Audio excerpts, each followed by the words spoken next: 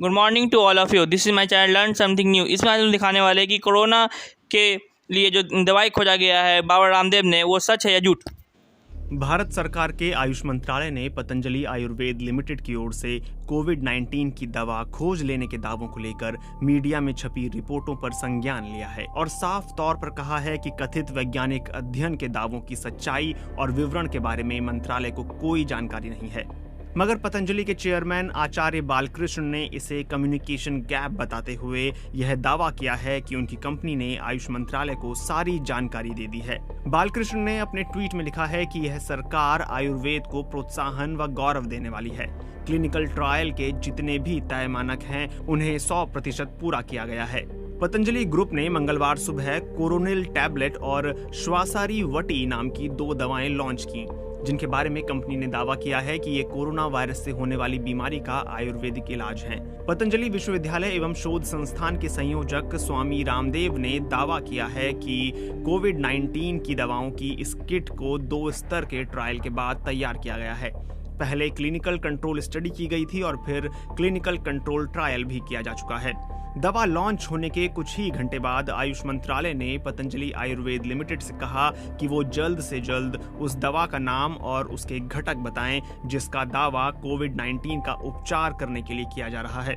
साथ ही मंत्रालय ने यह भी कहा है कि पतंजलि संस्थान नमूने का आकार, स्थान, अस्पताल जहां अध्ययन किया गया और आचार समिति की मंजूरी के बारे में विस्तृत जानकारी दे।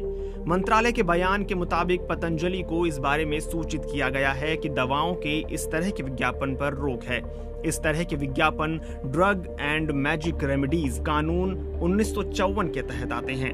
कोरोना महामारी को लेकर केंद्र सरकार की ओर से जारी निर्देशों में भी इस बारे में साफ तौर पर कहा गया है और ये आयुर्वेदिक दवाओं के विज्ञापन पर भी लागू होता है। मंत्रालय ने 21 अप्रैल 2020 को एक अधिसूचना जारी की थी, जिसमें यह बताया गया था कि आयुष मंत्रालय की देखरेख में कोविड-19 को लेकर शोध अध्ययन कैसे किया जाएगा। आयुष मंत्रालय ने साफ कहा है कि जब तक इन तमाम मामलों की जांच नहीं हो जाती, इस दवा से जुड़े दावों के बारे में विज्ञापनों पर रोक लगी रहेगी। इसके साथ ही मंत्रालय ने उत्तराखंड सरकार के लाइसेंसिंग प्राधिकरण से दवा के लाइसेंस की कॉपी मांगी है और प्रोडक्ट के मंजूर किए जाने का ब्यौरा भी मांगा है।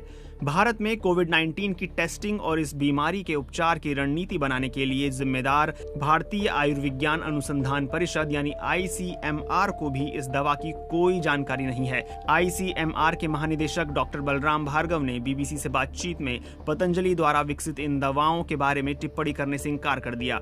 उनसे पूछा गया था कि क्या कोरोनिल नाम की इस दवा को कोविड-19 के मरीजों के इलाज में कारगर कहना सही होगा। इसके जवाब में प्रोफेसर भार्गव ने कहा कि मैं ऐसी किसी दवा पर टिप्पणी नहीं करना चाहूंगा, पर ICMR इस दवा से संबंधित किसी भी प्रयास में शामिल नहीं रहा।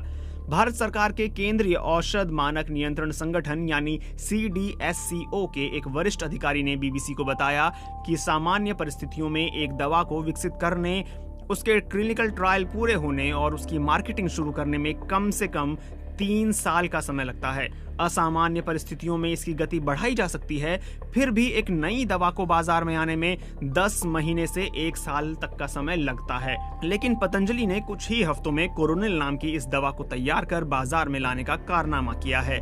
CDSCO के इस अधिकारी ने नाम ना जाहिर करने की शर्त पर कहा है कि उनके विभाग को पतंजलि की इस दवा के क्लिनिकल ट्रायल की कोई सूचना नहीं थी।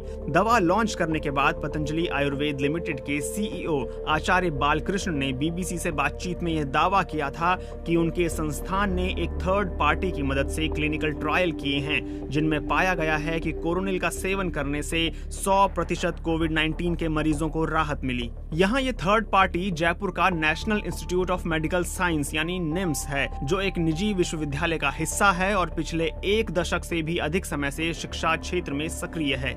जयपुर में मौजूद वरिष्ठ पत्रकार नारायण बारेठ के अनुसार यह एक स्व-वित्त पोषित संस्थान है और यहाँ विद्यार्थी न केवल चिकित्सा विज्ञान बल्कि इंजीनियरिंग, दंत विज्ञान, प्रबंधन और तकनीकी विषयों में भी पढ़ाई के लिए दाखिला लेते हैं। जयपुर के बाहरी क्षेत्र में जयपुर दिल्ली राजमार्ग पर निम्स का बड़ा कैंपस है और विश्वविद्यालय के अनुसार निम्स को सरकार से मान्यता प्राप्त है। दवा लॉन्च के समय निम्स के chancellor doctor BS Tomar Swami Ramdev के बगल में ही बैठे थे।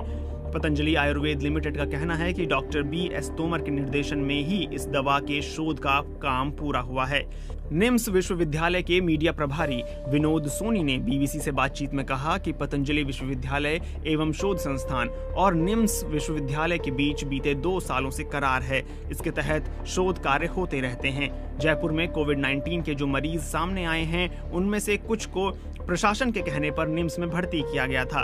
उनमें से करीब 100 मरीजों पर हमने ट्रायल किया, जो करीब 21 दिन चला। हम उन्हें आयुर्वेदिक दवाएं देते थे। अधिकांश लोग ठीक हुए। हम मानते हैं कि यह हमारी दवाओं का असर है। लेकिन सवाल ये भी है कि सरकारी अस्पतालों में क्वारंटीन में रह रहे अधिकांश लोग अपनी इम्यूनिटी से खुद ही ठीक हो रहे हैं। इस पर विनोद सोनी ने कहा कि हमारा मत है कि ये लोग आयुर्वेदिक औषधियों से ठीक हुए हैं और यही हमारे दावे का आधार है।